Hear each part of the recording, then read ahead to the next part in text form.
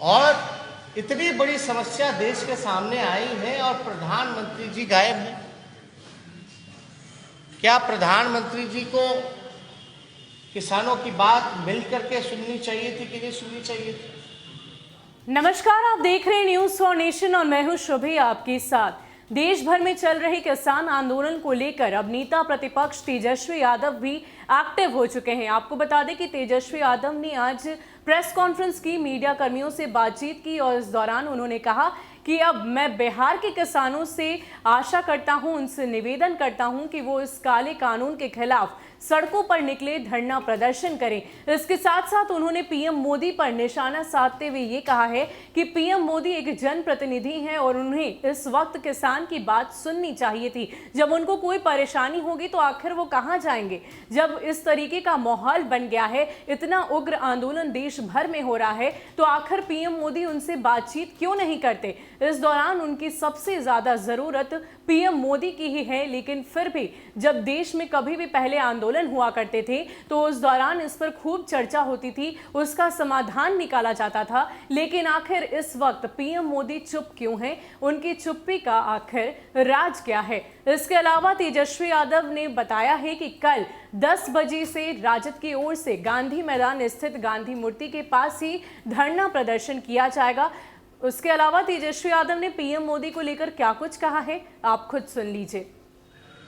और अपने देश में ऐसा तो है नहीं कि भ्रष्टाचार जो है मुक्त देश हो गया है। वकील भी रखना पड़ेगा, कोर्ट भी जाना पड़ेगा, अधिकारी के पास भी चक्कर काटने पड़ेंगे। कंपनी वालों को तो कुछ नहीं करना पड़ेगा। तो इस हिसाब से तो किसानों के लिए तो कोई व्यवस्था ही नहीं की गई है इस बिल में। और आप तो देखेंगे बीजेपी की बड़ी सहयोगी, सबसे लंबे दौर से जो सहयोगी दल रही अकाली दल, उनके भी एक मंत्री जब केंद्र में मंत्री थे, अभी बिल आने से पहले ही इस्तीफा हुआ।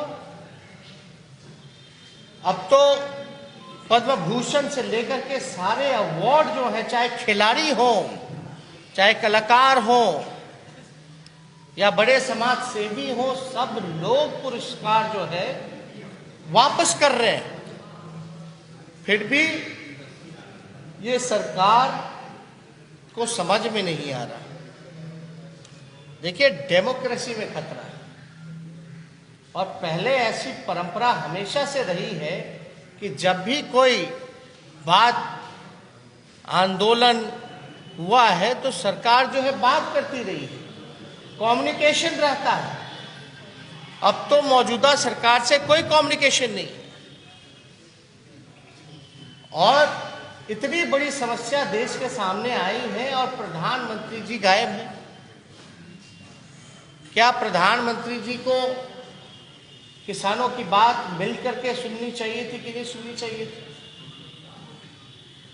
और हालांकि जब भी जनप्रतिनिधियों का ये काम होता है कि जनप्रतिनिधि चुन के आते हैं, लोगों के द्वारा चुन के आते हैं,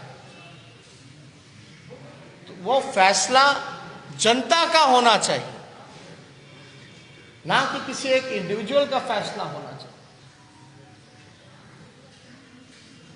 कोरोना काल है, प्लेन चल रहा है लेकिन ट्रेन नहीं चल रहा। क्या कारण है? क्योंकि रेलवे को निजीकरण कर दिया गया।